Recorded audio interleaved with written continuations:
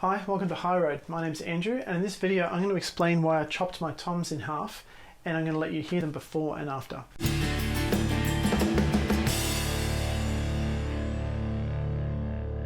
Those of you who've been watching my channel for a while might have noticed something a little bit different in the background of my videos.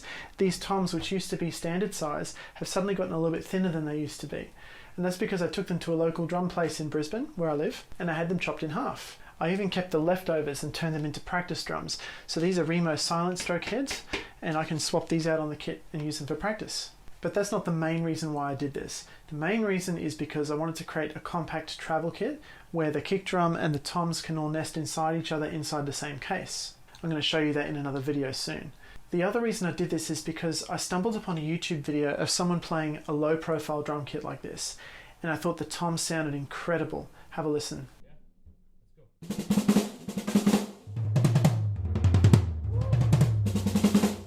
Now when I heard that, I thought, oh, that's the way I've always thought toms should sound in my head. So this was extra motivation for me to cut these down and copy the sound. Now the drummer in that video was using Evans G2 heads, so that's what I got for these as well. Now these skinny drum kits are actually quite popular at the moment. There's a few manufacturers who make them.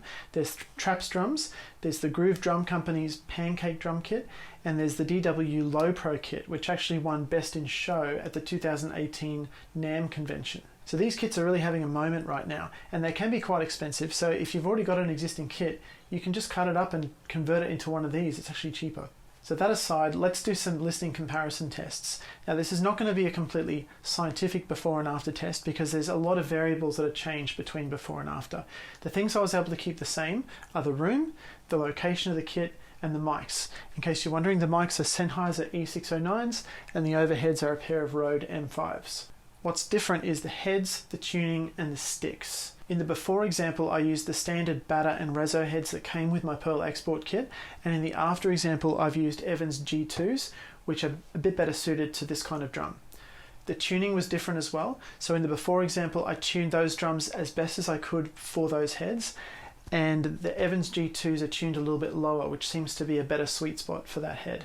And as far as sticks goes, in the before examples, I used a very heavy thick stick, and in the after examples, I used a fairly light thin stick. Have a listen for yourself and see what you think.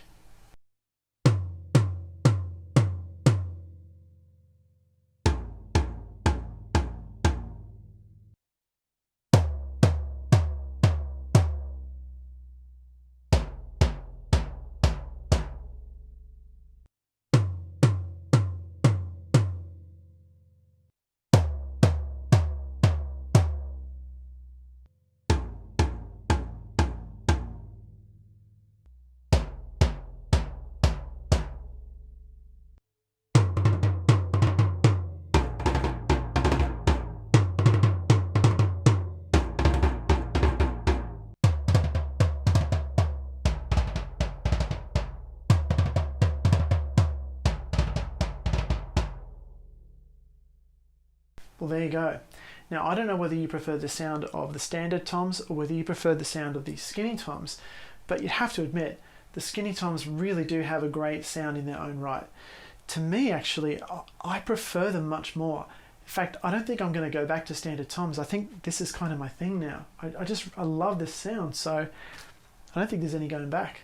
Now, some people may say it wasn't a fair comparison because I used different heads and different tunings in the before and the after. And that's true. I said that at the beginning. It wasn't really a scientific experiment. However, I don't think I would use the same heads and tunings on those two different sets of drums. I think they need different things. And so that's really what we're comparing. We're comparing what you would do optimally for standard toms and optimally for skinny toms. Anyway, tell me what you think in the comments below. Please keep an eye out for a video in the future where I'm going to actually show this kit packing down into some very compact travel cases. That's coming up soon. And as always, if you want to learn more about making music, recording music, and building musical stuff, start now by subscribing below, and I'll see you in the next video. Bye for now.